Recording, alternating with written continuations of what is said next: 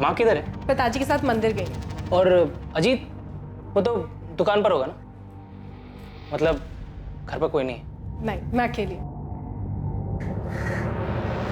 बाल काफी लंबे हैं तुम्हारे। जब भी छत पर बाल सुखाती हो, कसम से मेरी नजर ही नहीं हटती तुम पर से। मोहित, भोली मत बनो। देखा है मैंने, हमेशा मेरी वर्जिश के वक्त ही तुम बाल सुखाने आती। छुप छुप कर देखती हो मुझे। मुझे अच्छे से पता है तुम्हें क्या चाहिए। और अगर मेरा छूना तुम्हें इतना ही बुरा लग रहा है तो ठीक है, तुम जा सकते हो।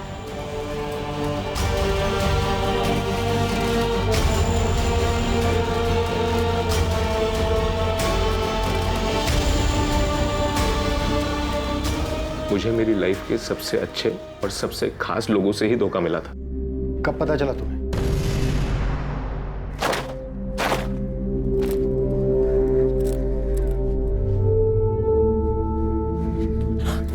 अरे मोहित, क्या कर रहे हो?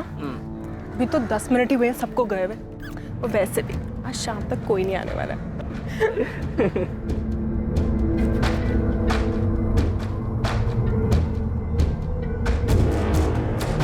नहीं मैम, आप गलत कह रही हैं।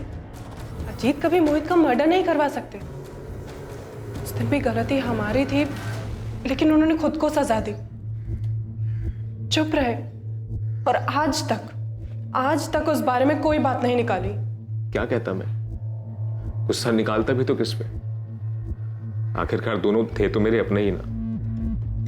और फिर शिखा और मोहित दोनों की आंखों में शर्मिंदगी थी, पछतावा था। तो मैंने मोहित और शिखा दोनों को उनके पछतावे के साथ छोड़ दिया और मोहित से कहा कि मेरी गैर हाजिरी में मेरे घर में ना आया करे। अजीत, बहुत ज्यादा शर्मिंदा हूँ। माफी मांगने में भी शर्म आ रही है। पता नहीं कैसे बहक गई थी। कुछ माफ कर दो।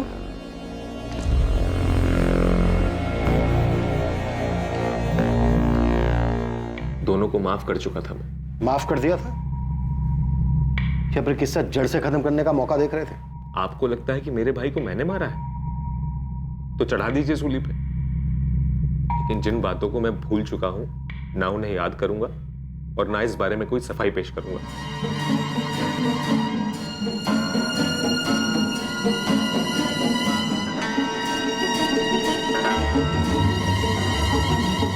बात मुझ तक थी इसलिए अब तक दबाए रखा, लेकिन अब पुलिस जान गई है तो आप लोगों को किसी और से पता चले, इससे बेहतर है कि मैं ही।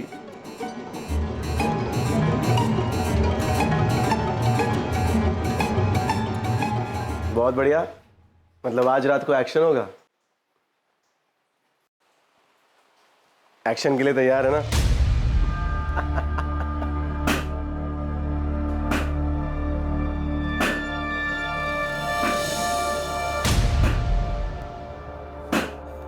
सारी बंदूकें तो जब्त हो गई, अब कैसे लड़ेंगे पंजा गैंग से?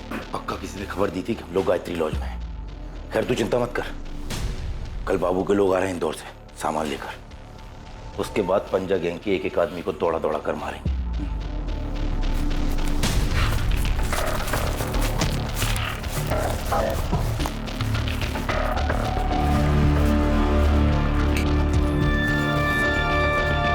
खिड़की पे जाकर देख, आराम से आराम से।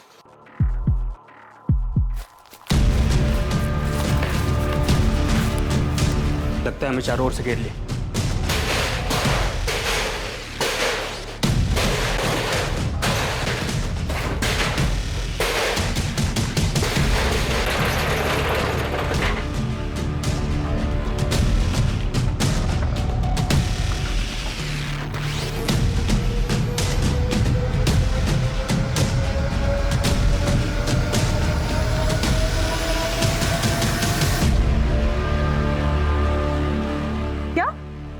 नंदू मारा गया? किसने मारा सर? और रघु कहाँ है? रघु फरार हो गया, ये पंजा गैंग का ही काम लगता है। सर नंदू तो मारा गया, लेकिन बादल और मोहित के केस को सॉल्व करने के लिए रघु का जिंदा पकड़ा जाना बहुत जरूरी है। सर आपने गायत्री लॉज में जो छापा मारा था रघु और नंदू को पकड़ने के लिए, वहाँ आपको जो सीसीटीवी मिला है उसके फुटेज को स्कैन करना पड़ेगा, शायद उससे हमें कोई लीड मिल जाए। पल्लवी फुटेज आ गए। नंदू और रघु 10 दिन से गायत्री लॉज में रह रहे थे। काफी सारे फुटेज है, मैं भिजवाता हूँ।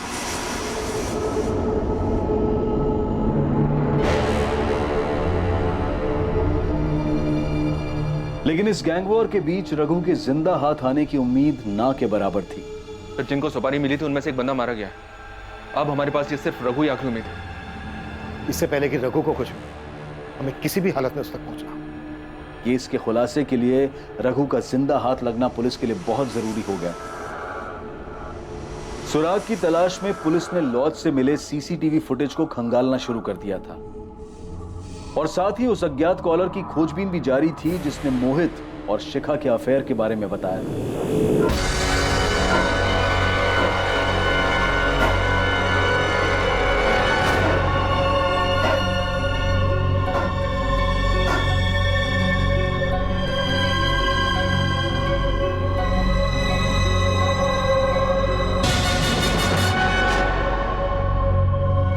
केस से जुड़े सभी संदिग्धों पर कड़ी नजर रखी जा रही थी। सर भोपाल के गायत्री लॉज में जहाँ रघु और नंदू रुके थे उसके सीसीटीवी फुटेज में एक अजीब बात नजर आ रही है। ये देखिए।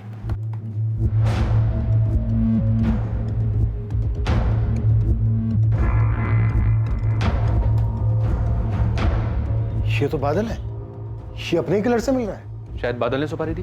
तो फिर खुद बादल क्यों मारा गया? और ये बादल रघु को कैसे जानता था? इतने खतरनाक कातिल से मतलब बादल क्यों मिलेगा? यही सच है विनायक जी, बादल मिला था उससे। ये सब मोहित का ही किया धरा है। मोहित की बातें सुन सुन के आज बादल की ये हालत हुई है। अरे यार कितना टाइम लगाता है, कब से वेट कर रहा हूँ। तो वो मेरे जूते नहीं मिल रहे थे। चल चल। बादल रात में मोहित के घर जाता है, उसे पिक करता है, दोनों साथ में शराब खरीदते हैं और उसके बाद जबुआ तालाब जाते हैं जहां पर पहले से ही रघु और नंदू मोहित का इंतजार कर रहे थे। बादल को यूज किया गया होगा मोहित को झबुआ तालाब लाने के लिए, या फिर शायद बादल भी इस प्लान में शामिल थे। दोनों तालाब पहुंचते हैं और वहां जाने के बाद मोहित को मार दिया जाता है।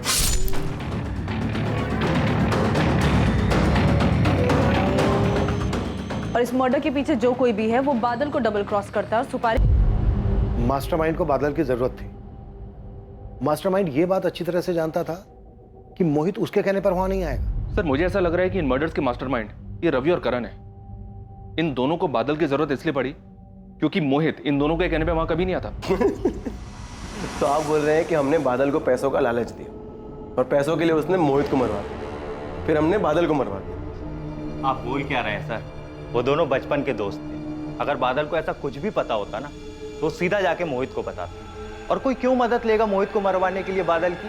और बादल क्यों तैयार हो जाता? आप बताइए। बादल के पिता पर काफी कर्जा था, ये बात तुम लोग जानते थे। आप जानते हैं आपके बताने के बाद? इंस्पेक्टर तोमर आ रहे हैं। मेरे बेटे आपके किसी सवाल का जवाब नहीं देंगे जब तक वकील नहीं आ जाता। तो बुला लीजिए, क्योंकि कोर्ट में वकील की भी जरूरत पड़ेगी। यहाँ पर हमें जो पूछना था वो हमने पूछ लिया। अब आगे की पूछताछ लॉकअप में होगी, वो भी डंडे के साथ।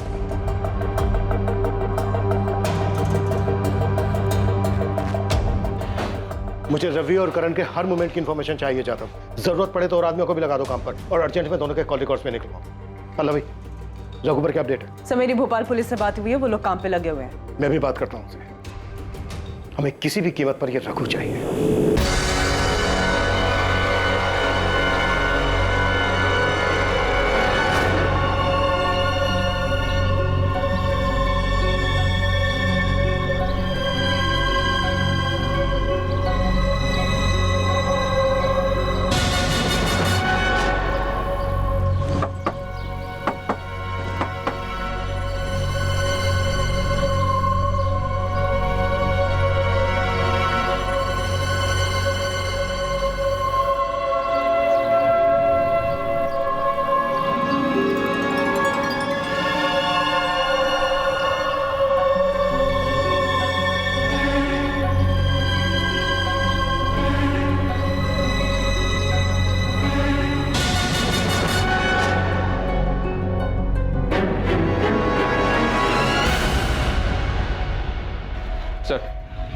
सर वो अननोन कॉलर शुभचिंतक, उसने को नई इन्फॉर्मेशन दी है। उसके मुताबिक मोहित का बादल की गर्लफ्रेंड प्रीति से भी अफेयर था। पक्का ही रवि और करण का ही काम है। ये लोग गोल गोल घुमा रहे हैं हमें ताकि हमारा इन पे से ध्यान हट जाए। सर फोन पर तो ऐसा लगा नहीं कि इन तीनों में से किसी ने कॉल किया हो, पर कॉलर जो कोई भी हो, उसकी मोहित और शिखा वाली बात तो सच निकली जो किसी को पता नहीं थी। और चांसेस है कि मोहित और प्रीति वाली बात भी सच हो, शायद इसलिए बादल रघु से मिला हो। फिर बादल क्यों मारा गया? मोहित और प्रीति के अफेयर की वजह से? ये सरासर झूठ है मैडम। मेरा मोहित के साथ कोई अफेयर नहीं है। मैं तो मुश्किल से उससे 2 या 3 बार मिली थी। तो फिर बादल सुपारी किलर से मिला क्यों था? 6 सितंबर को बादल किलर से मिला और 11 सितंबर को दोनों बादल और मोहित मारे गए। तुम्हारी आखिरी बार बादल से कब बात हुई थी? बादल से मेरी आखिरी बात 7 सितंबर को ही थी। बस कुछ दिनों की बात है प्रीति। मेरा जुगाड़ चल रहा है, पैसों का बंदोबस्त हो जाए, बाबूजी का कर्जा चुका दूं, फिर हम दोनों भाग चलेंगे। से बादल को कहीं से पैसे मिलने वाले थे, लेकिन कहां से, किससे, ये उसने प्रीति को नहीं बताया था।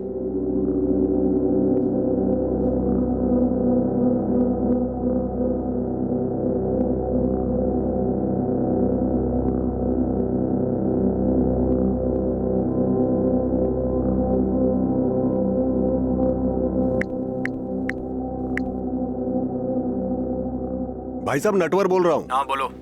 वो पुलिस आपके बारे में पूछ रही थी। उन लोगों ने बहुत मारा भाई साहब, लेकिन मैंने उन्हें कुछ नहीं बताया कि बादल का खेत जलाने को आपने कहा है। पिछली बार आपने पैसे दिए थे, उससे तो पैर टूटने की भरपाई हो गई, लेकिन भाई साहब पिछले 1 हफ्ते से आपका नाम नहीं बताने की वजह से पूरा शरीर तुड़वा कर आ रहा हूं। अब इसका डबल बोनस तो बनता है ना भाई साहब। कब लेने आओ भाई साहब?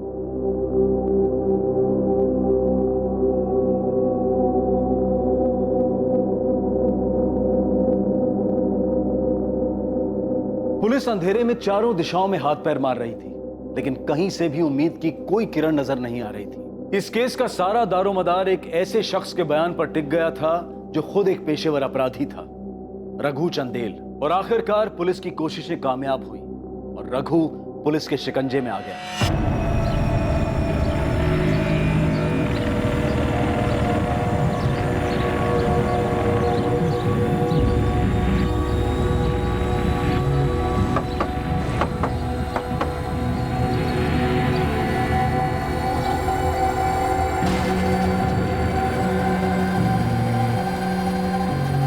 ये है custody transfer paper. Bhopal police से बात हो चुकी है, रघु को जल्द से जल्द देकर आओ। हाँ तोमर साहब बोलिए।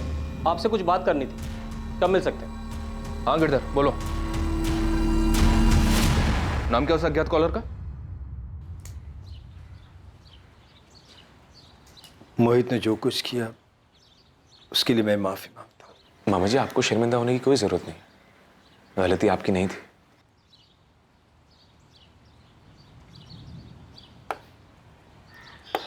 ये लो बेटा। मामा जी आपने सब कुछ सोच समझ लिया है ना? सब कुछ सिर्फ मोहित को देना ठीक रहेगा? बेटा मैं तो चाहता हूं कि रवि और करण को भी कुछ दो, और मोहित को बुरा लगेगा। वो तेरे जैसा बड़े दिल वाला नहीं है। अजीत, मैं अपनी वसीयत बदलना चाहता हूं। ये है एडवोकेट नवीन शुक्ला, मिस्टर बलवंत चौहान के लॉयर। कुछ सेंसिटिव पता चला तो मैं इनको आपके पास ले आया। देखिए मैं आपको सब कुछ नहीं बता सकता, क्लाइंट की प्राइवेसी का ख्याल करना होता है। ये मर्डर केस है इसलिए बता रहा हूँ। बलवंत चौहान ने अपनी वसीयत तैयार करके रखी थी जिसमें उन्होंने सब कुछ अपने बेटे मोहित के नाम किया था। दूसरा कोई हिस्सेदार नहीं था, लेकिन उस वसीयत में एक ऐसी कंडीशन है, एक ऐसा क्लॉज है जो आमतौर पर कोई नहीं रखवाता। कैसी कंडीशन, कैसा clause? I am sorry officer, वसीयत की बात है, वो तो आपको बलवंत चौहान से ही पूछना होगा। इंस्पेक्टर ये लीजिए, ये वसीयत के कागजात है। साफ साफ लिखा है इसमें, सब कुछ मोहित के नाम है। वसीयत में तो आपने सब कुछ मोहित के नाम ही लिखवा रखा है। ये क्या बलवंत जी, ये कैसी शर्त है? कैसी शर्त? क्या लिखा है इसमें? पढ़िए। अगर मोहित को कुछ हो जाए तो उसकी मौत के बाद मेरा सब कुछ मेरे बहन के पति कैलाश रघुवंशी के नाम कर दिया जाए। बलवंत जी, ये पेपर आपने खुद तैयार करवाए थे या फिर किसी को कहा था पेपर तैयार करवाने के लिए?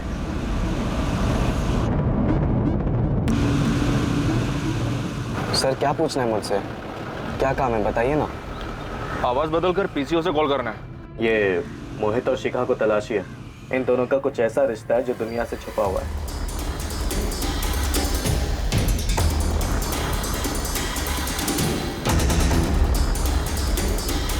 सर क्या पूछना है मुझसे? क्या काम है बताइए ना। आवाज बदल कर पीसीओ से कॉल करना है। ये मोहित और शिखा को तलाशी है। इन दोनों का कुछ ऐसा रिश्ता है जो दुनिया से छुपा हुआ है।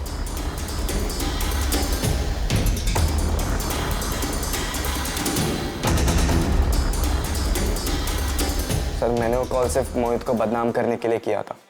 उसी ने मेरे भाई को बहकाया था सर, और उसी की वजह से आज बादल घर का कर्जा चुकाने के बजाय एक शादीशुदा लड़की के पीछे पड़ा था, ठीक मोहित की तरह सर। इसलिए तूने अपने ही भाई को मरवा दिया? नहीं सर, मैंने किसी को भी नहीं मरवा।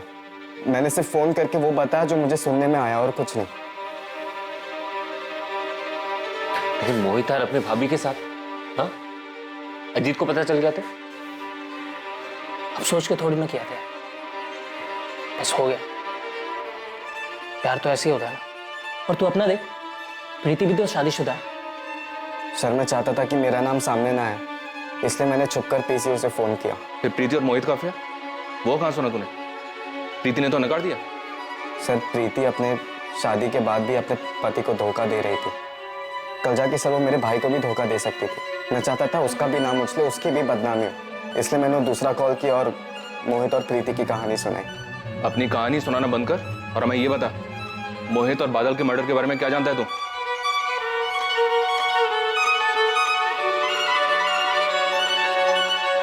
सर वो अज्ञात कॉलर बादल का भाई जय था।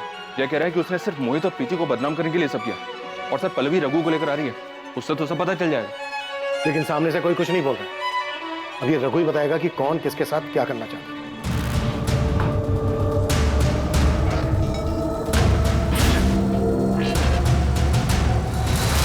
पर अजीत ने वसीयत में ऐसा क्यों लिखवाया? कोई और बात नहीं थी, सिर्फ सेफ्टी के लिए लिखवाया था पापा का नाम। तो फिर ये बात बलवंत जी से क्यों छुपाई?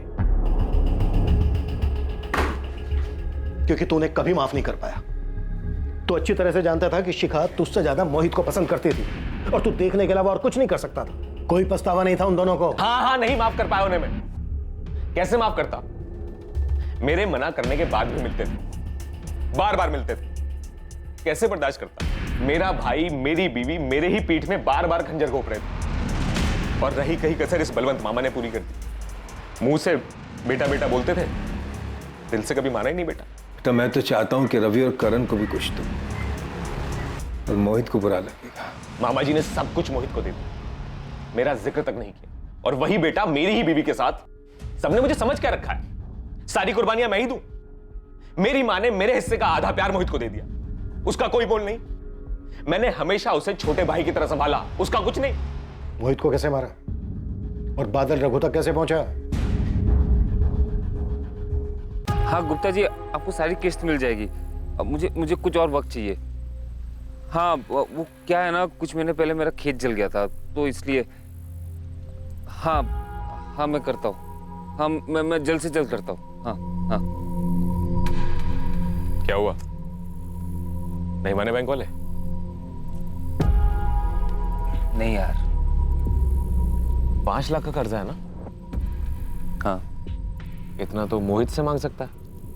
नहीं, दोस्ती के बीच में पैसा नहीं लाना मुझे। तो मैं एक जुगाड़ बताऊं? 5 लाख कमाने का। कैसा जुगाड़? कल मिल मुझसे। कहाँ? जगुआ तालाब के पास। बोल अब क्या जुगाड़ है? मोहित को जान से मारना है। सब मैं करूंगा, तू बस मेरा साथ दे। क्या बकवास कर रहा है? हाँ? मजाक कर रहा है ना तू? नाटक मत कर। तू अच्छे से जानता है कि मोहित शिखा के साथ क्या कर रहा है। जानता हूं, और ये मानता भी हो कि गलत है। मैंने उसे समझाने की कोशिश की। वो नहीं समझने वाला। देख, मेरे पास सिर्फ एक ही रास्ता है। मोहित के मरने के बाद बलवंत मामा की सारी जायदाद मेरी हो जाए। तू बस मेरा साथ दे, मैं तेरा 5 लाख का कर्जा भी उतरवा दूंगा। सोच देख, मैं अपने दोस्त को नहीं मार सकता, ठीक है? और तू भी ये सब मत सोच। नशे में है तू। डर मत, हम लोग नहीं मारेंगे। पेशेवर खूनी आएंगे उसे मारने के लिए। तू बस मोहित को यहाँ ले आ, करेगा मेरा काम? नहीं, मैं ये नहीं कर सकता। अपने दोस्त को मैं धोखा नहीं दे सकता, ठीक है? शुरू में बादल ने मना कर दिया, लेकिन मैं जानता था कि इस दोस्ती को सिर्फ गरीबी ही तोड़ सकती है। मुझे पता था कि बादल सर से लेकर पांव तक कर्जे में डूबा हुआ। उस बारे में बात भी मत करना चाहिए। मैं अपने दोस्त को धोखा नहीं दे सकता। देख, मुझे तो मेरे भाई, पत्नी सबने धोखा दिया, तो दोस्त क्या चीज है? और कल को अगर तेरा बाप कर्जे में मर गया तो अचार डालेगा दोस्ती का? मोहित सिर्फ अपना फायदा देखता है, तू अपना फायदा देख। चल, 7 लाख दूंगा तुझे, बोल। देख, अब तू सोचने लगा, चल तेरे लिए 8 लाख, कर्जा चुकाने के बाद भी 3 लाख बचेंगे तेरे पास। सोच के बताना।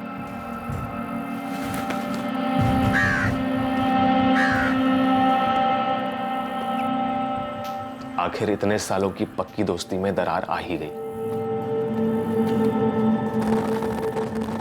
क्या सोचा फिर? तैयार हूं मैं, लेकिन 10 लाख लूंगा और जायदाद का एक हिस्सा मेरा। मंजूर? मैंने एडवांस देने के बहाने जानबूझकर बादल को रघु के पास भेजा। अजीत ने बादल को भेजा था, हमें उसी से पैसे मिले थे। ठीक है, निकल अब तू रघु और नंदू जैसे क्रिमिनल्स तक कैसे पहुंचा? कुछ साल पहले हमारे यहाँ एक लड़का काम करता था, वो जानता था नंदू को। फिर 11 तारीख को कैसे मारा?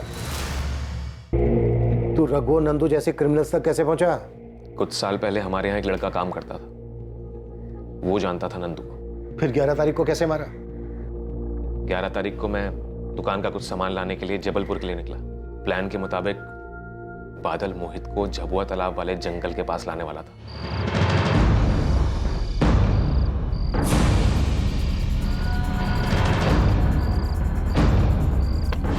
बादल, ये कौन सी जगह है? चल तो सही।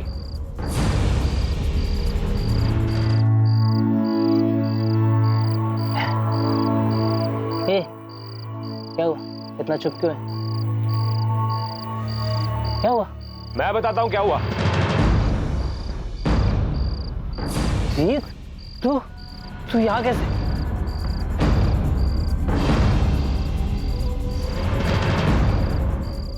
हे अजीत, क्या है ये सब? हे भाई हूं मैं तेरा। और शिखा तेरी भाभी है। समझाया था तुझे, हर रिश्ते की एक मर्यादा होती है, उसे पार नहीं करना चाहिए। तुझे ऐसा नहीं करना चाहिए, और मेरे साथ तो बिल्कुल भी नहीं। बादल, समझा नहीं से, कुछ भी बोल रहा है। हे भाई अजीत, कसम से ऐसा फिर से कभी नहीं होगा। बादल, बोलना इसको कुछ भी। बादल, बादल, बादल। दिया मैंने मोहित को, अपने धोखेबाज भाई को। रिश्तों की मर्यादा कुचल दी थी उसने, अब उसका मरना जरूरी था। बादल को क्यों मारा?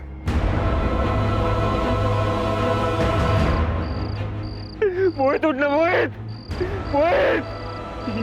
ये क्या कर डाला हमने? हाँ?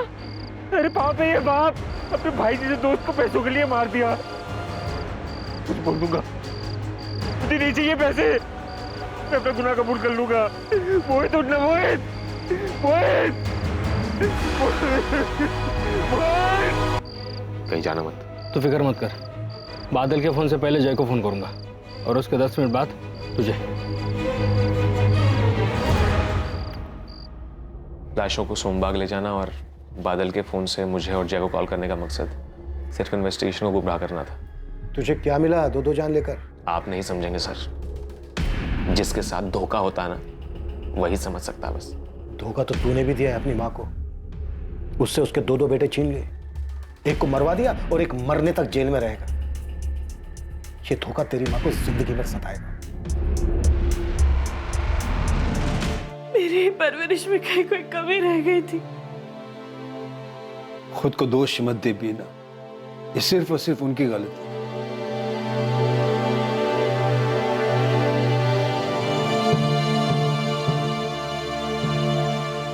उमेश देख, प्रीति तो कुछ बता नहीं रही है। तू जानता है तो सच से बता, क्या प्रीति का उस लड़के से अफेयर था?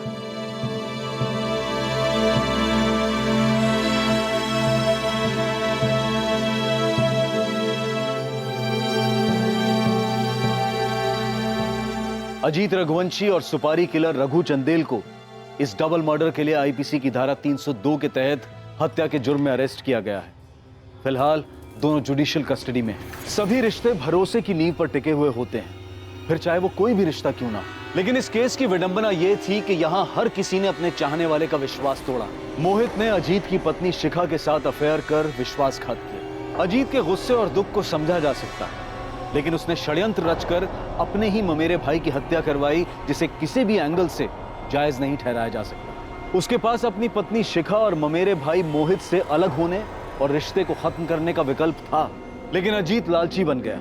उसने मोहित का कत्ल करके जायदाद हथियाने का रास्ता चुना। अपनी इस मंशा को अंजाम देते हुए अजीत ने अपने ही परिवार को तबाह कर दिया।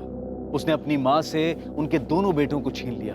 कहा जाता है कि हर फसाद की जड़ जर, जोरू या जमीन, इन्हीं तीनों में से कोई एक होती है। लेकिन इसमें दोष जर, जोरू और जमीन का नहीं, बल्कि उस शख्स का होता है जो इन्हें हासिल करने के लिए अपनी इंसानियत खो बैठता है। जज्बात में बहकर, आवेश में आकर जुर्म का रास्ता इख्तियार कर लेना बहुत ही आसान और कमजोर विकल्प है, जो आगे चलकर सिर्फ तकलीफ देता है। अगर आपको पता चले कि आपका जीवन साथी आपको धोखा दे रहा है, तो ऐसे हालात में उस व्यक्ति को नुकसान पहुंचाना या उस रिश्ते को जबरदस्ती खींचना, ये प्रॉब्लम का हल नहीं हो सकता है। ऐसे वक्त में उचित यही है कि इंसान बिना किसी विवाद के उस रिश्ते से अलग हो जाए और जिंदगी में आगे बढ़ने की कोशिश करे।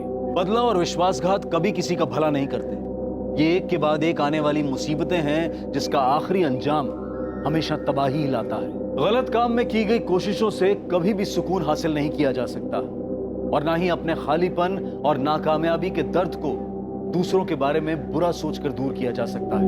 अब मैं अनूप सोनी आपसे विदा लेता हूं। फिर मुलाकात होगी कल रात 11 बजे एक और नए केस के साथ। और याद रखें, क्राइम और आपके बीच में सिर्फ इतना फर्क है कि आप कितने सतर्क हैं। सतर्क रहें, सुरक्षित रहें। जय हिंद। और उमेश भी इसमें शामिल हो गया होगा, क्योंकि रवि करण के वकील ने ही उमेश की बेल करवाई। या फिर इस बात के भी पूरे चांसेस हैं कि इन सब ने मिलकर ये चक्रव्यूह रचा।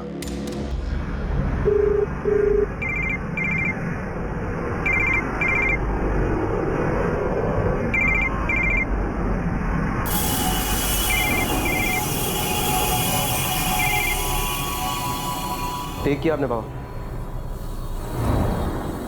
पहले बेटा छोड़ गया, अब भाई दूर होता जा रहा है।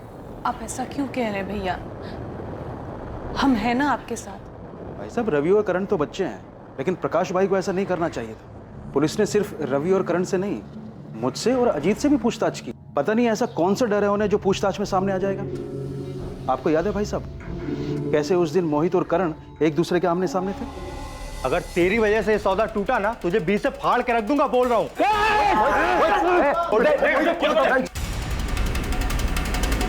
मुझे इसमें मत घसीटिए साहब। मुझे कोई बदला नहीं लेना है, ना मैंने कोई बदला लिया है साहब। मैं समझ चुका हूं साहब, सब कर्मों का फल होता है। मैंने मेरा भुगता, उन लोगों ने अपना। हे नटवर, तू नटवर लाल है, कोई बाबा नहीं है। ये तुझे याद है या मैं दिलाऊं? याद है साहब, लेकिन जब से पैर धीमे चल रहे हैं ना साहब, तब से दिमाग तेज चलने लगा। सब समझने लगा हूं अच्छा बुरा, इसलिए ये चोरी चकारी सब छोड़ दिया मैंने। चोरी छोड़ दी, लेकिन हेरा फेरी वो तो नहीं छोड़ी ना तूने। अपने दोस्तों का साथ तो नहीं छोड़ा तूने। हाल खबर तो बराबर लेते रहता है तुम। दुश्मनी तो मोल नहीं ले सकता ना साहब, तो हाल खबर ही लेता रहता हूँ। हालांकि जब उनसे बात होती है तो उन्हें भी समझाता हूँ, कुछ नहीं रखा भाई इसमें, सुधर जाओ। बहुत बकवास सुन ली तेरी। अब सीधे सीधे बोल, रघु और नंदू कहाँ है? उन दोनों से कांटेक्ट किया था ना तूने? क्या फिर नमलपुरा का उमेश में शामिल है इसमें? कौन उमेश था? उमेश ठाकुर। इसकी तब तक खातिरदारी करो जब तक ये सच ना होते। सर, ये नंदू और रघु भोपाल में अरेस्ट हुए। कुछ एक महीने पहले बेल पे बाहर हुए। पल्लवी, तुम भोपाल जाओ, रघु और नंदू से जुड़ी सारी इंफॉर्मेशन पता करो, और जिस केस में ये अंदर हुए थे उस केस के इन्वेस्टिगेटिंग ऑफिसर से भी। इस बात के पूरे चांसेस हैं कि उनमें से कोई ना कोई इनके कांटेक्ट में जरूर है। Okay sir. नेटवर्क खुद हिस्ट्री शीटर है। रघु और नंदू से कांटेक्ट करना उसके लिए कोई बड़ी बात नहीं, लेकिन अगर ये काम रवि और करण ने करवाया है तो सोचने वाली बात यह है कि ये दोनों इतने खतरनाक सुपारी किलर से कैसे मिले होंगे? सर वो अमित तोमर, इन दोनों का एडवोकेट, सर वो एक क्रिमिनल लॉयर है। वो जानता होगा रघु और नंदू को, शायद वहां से मदद मिली हो।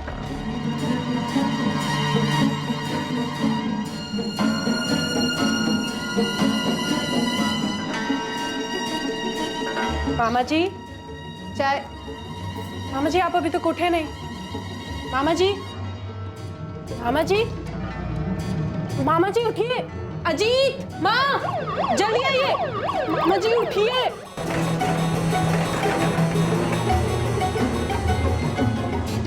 ये अचानक भैया को क्या हो गया? कहाँ लेके गए उनको? माँ जी आप घबराइए मत, मामा जी जल्दी ठीक हो जाएंगे।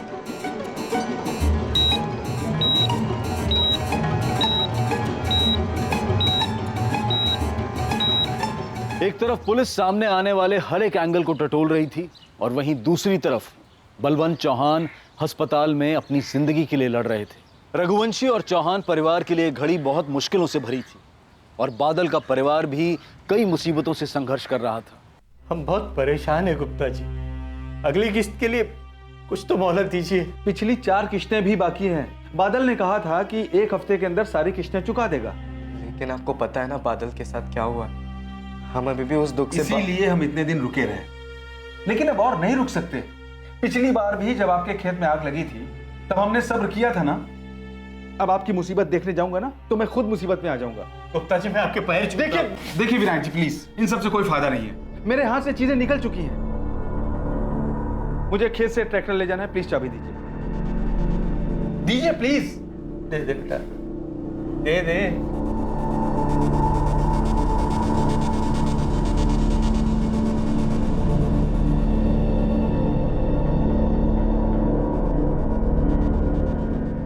नंदू, रघु और यहाँ के पंजा गैंग के बीच काफी वक्त से गैंगवार चल रहा है। आए दिन दोनों गैंग के लोग एक दूसरे को निशाना बनाते हैं, पर एक तरह से देखा जाए तो हमारे लिए अच्छा है। कचरा खुद ब खुद साफ हो रहा है। लेकिन इस बार ये हमारे लिए गुड न्यूज नहीं है। हमारे डबल मर्डर केस में रघु और नंदू किलर है और उन दोनों के स्टेटमेंट्स हमें मास्टरमाइंड तक पहुंचा सकते हैं। मैंने अपने इन्फॉर्मर्स को अलर्ट कर दिया। कुछ होने से पहले ही हमें दोनों की इन्फॉर्मेशन निकालनी हो और उन्हें जिंदा ही पकड़ना हो। आपने किसी अमित तोमर का नाम सुना है? एडवोकेट है। रघु और नंदू के केस में कभी आए हो यहाँ पे मिलने? आप फिल्में बहुत देखते हैं क्या इंस्पेक्टर साहब? कहानी तो पूरी फिल्म बना ली आपने, लेकिन मुझे फिल्मों का शौक नहीं है। मैं कानून के दायरे में रहकर अपने क्लाइंट्स को सलाह देता हूँ और उन्हें प्रोटेक्ट करता हूँ। उन्हें क्रिमिनल्स के नाम और नंबर नहीं देता। अपने काम को लेकर ऑनेस्ट हूँ। और रहा सवाल करण और रवि का, तो अगर मुझे लगता ये दोनों अपराधी हैं या इन दोनों ने किसी भी अपराध के बारे में मुझसे बात की होती तो मैं इनका केस लेता तक नहीं। आपका शक गलत है, मुझ पर भी और मेरे क्लाइंट्स करण और रवि पर भी। कमाल है तोमर साहब, आपने एक वकील होकर फैसला सुना दिया, बेगुनाह साबित कर दिया दोनों को। थोड़ा इंतजार तो कीजिए, अभी हमारी इन्वेस्टिगेशन चल रही है, कंप्लीट नहीं हुई है। अभी तो बहुत सारे चेहरों से नकाब उतरना बाकी है।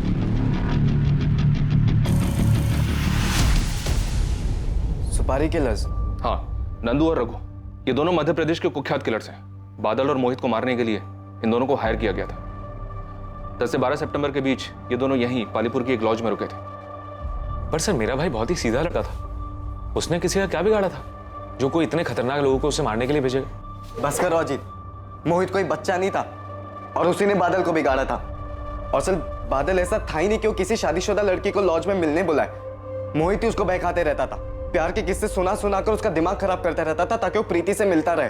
और अब पता चल रहा है कि मोहित की किसी से दुश्मनी थी जिसकी वजह से मेरा भाई मारा गया। जैब तू चुप हो जा, मेरा मुंह मत खुलवा। तेरा भाई भी कोई दूध का धुला नहीं था। नेटवर्क की टांग किसने तोड़ी थी? और मेरे भाई को भड़काया किसने था नेटवर्क की टांग तोड़ने के लिए? तुम्हारे भाई मोहित ने। मार साले को, छोड़ना मत। ओ साहब, कब तक यूं ही बैठा के रखोगे? बोला ना कुछ नहीं किया साहब। साहब मेरी बात सुनो, मैंने कब का ये बुरे काम छोड़ दिए? चुप करना, जाके बैठ जाओ पे। ओ साहब, बड़े साहब से बात करो ना। बोला ना चुपचाप बैठ। ओ साहब, साहब मेरी बात तो सुनो साहब। ओ साहब, बलवंत भैया ने अपना बेटा खोया है, कैसे भूल रहे हैं आप कि मोहित अब वापस नहीं आएगा? मुझे भी दुख है इस बात का, लेकिन इसका ये मतलब नहीं कि अपने बेटों की कुर्बानी दे दूं मैं। उनकी तरफदारी करने से पहले तुझे सोचना चाहिए। कुछ तो लिहाज कीजिए उनकी तबीयत का। बलवंत भैया अस्पताल में है, बेटा तो खो ही चुके हैं और अब भाई भी उनका साथ नहीं दे रहा। तो उनकी सांसें भी उनका साथ छोड़ रही हैं।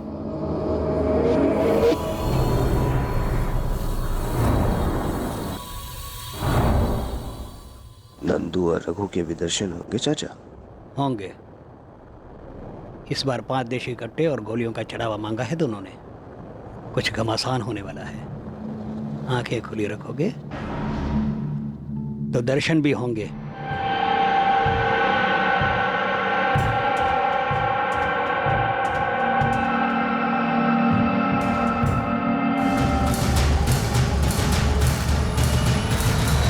रवि, करण, उमेश और दीपक सब पर वॉच रखे हुए हैं सर। और सर हमने इन चारों के कॉल रिकॉर्ड्स भी बारीकी से स्कैन किए, लेकिन हमें कोई भी ऐसा सस्पिशियस नंबर नहीं मिला जो कि रघु, नंदू या फिर हमारे डेटा में मौजूद किसी सुपारी किलर का हो। और नटवर भी अपनी बात पे अड़ा है। सर कांस्टेबल गिरधर को भी नटवर और उसके पुराने कॉन्टैक्ट्स की खबर निकालने के लिए काम पर लगा दिया। ये रहा मेरा इक्का। दीपक तू तो गया। ये मेरा बात। ये पंच।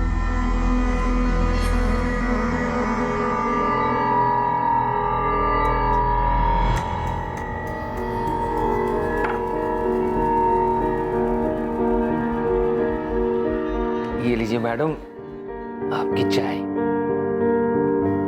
भैया ने मेरी शादी तो करवा दी, तुमसे दूर कर दिया। उस घर में एक एक मिनट मेरे लिए जंग है। मुझे घर वापस जाना अच्छा ही नहीं लगता। वहां रहकर भी बस हमारे बिताए हुए वक्त के बारे में सोचती रहती हूँ। बादल, मुझे अपने साथ ले चलो, मुझे वहां नहीं जाना है। दूर तो मैं भी नहीं रहना चाहता तुमसे, तो फिक्र मत करो, मैं कुछ करता हूँ। इस बार हमें कोई अलग नहीं कर पाएगा, तुम्हारा भाई भी नहीं। तुम लोग चाय पियो, 1 मिनट में आता हूं। अपने पत्ते देख।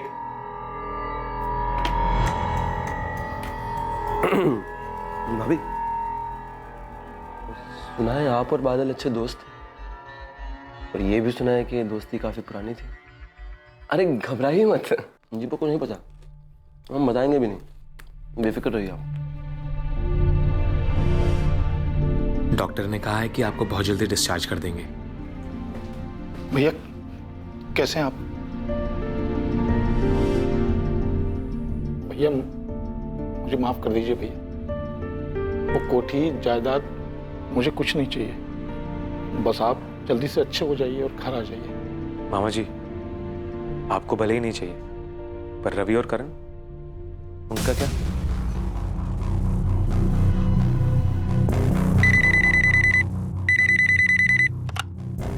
हेलो।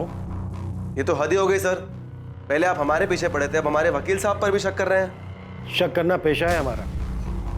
सच निकालने के लिए पहले हम शक करते हैं, फिर समझाते हैं, और अगर कोई नहीं समझे ना तो तभी उससे कुटाई करते हैं। अक्यूज बच नहीं सकता हमसे, चाहे वो कितने भी दूर छुपा। सर कहीं ऐसा ना हो कि अक्यूज्ड आपके सामने ही बैठा हो और आप दूर ही देखते रह जाएं।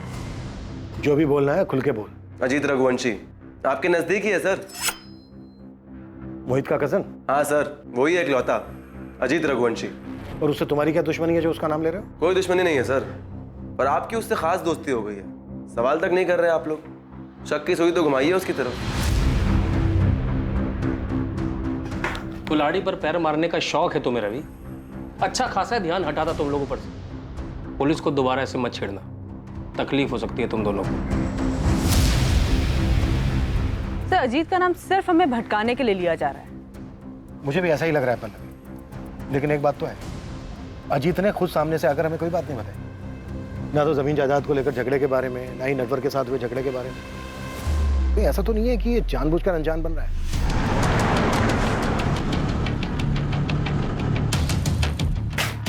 नंदू उठ, खबर मिली ससुराल वाले आ रहे हैं, चल जल्दी चल। तुम बाहर से घेरा डालो, हम लोग अंदर जाते हैं।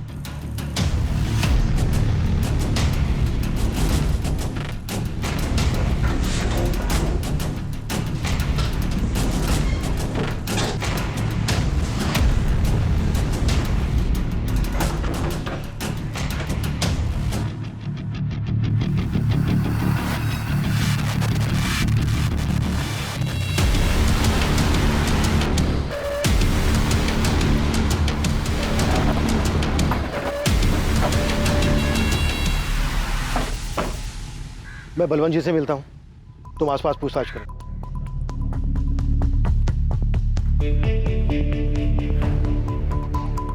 क्या बात है, आप परेशान क्यों हैं? पुलिस आई है, बलवंत भाई साहब से अकेले में पूछ रहे हैं उन्हें, हमारे सामने नहीं। पर ऐसी कौन सी बात है जो वो हमारे सामने नहीं कर सकते?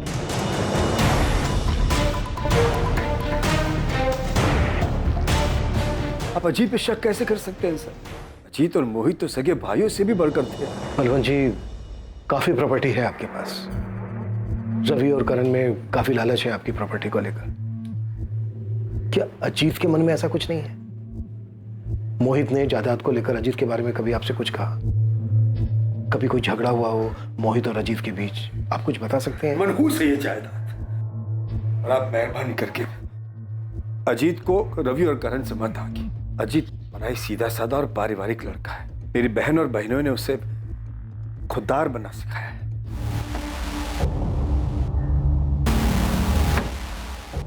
कुछ मिला? तो ये अजीत इंसान है या फरिश्ता? लोग भगवान में भी बुराई ढूंढ लेते हैं, लेकिन इस अजीत की कोई बुराई नहीं कर रहा है। लेकिन फिर भी मैंने गिरधर को बोला है अजीत की दुकान के आसपास बात करने के लिए।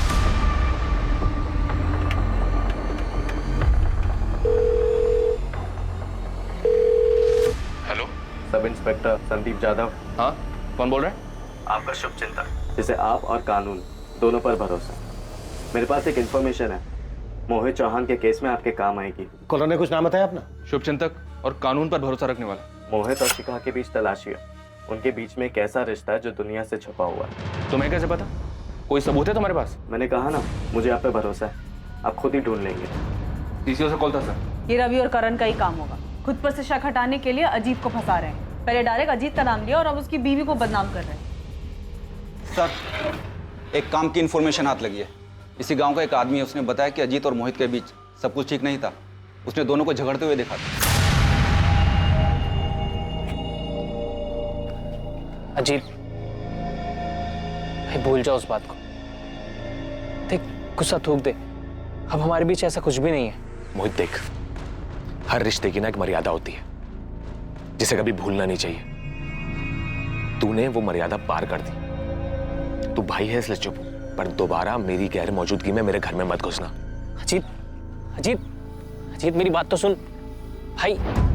कौन है वो जिसने अजीत के खिलाफ बताया? मामूली सा किसान है सर, हिम्मत करके उसने अजीत का नाम लिया है। अब सामने आने की हिम्मत नहीं कर पाएगा। शिखा और अजीत से एक बार बात करनी हो, लेकिन ध्यान रहे विक्टिम की फैमिली है वो।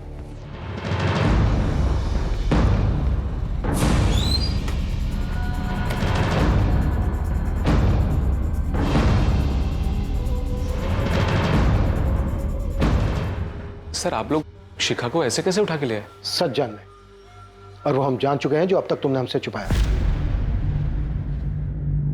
सच तो हम जान चुके हैं शिखा, बस तुम्हारे मुंह से सुनना है। बताओ।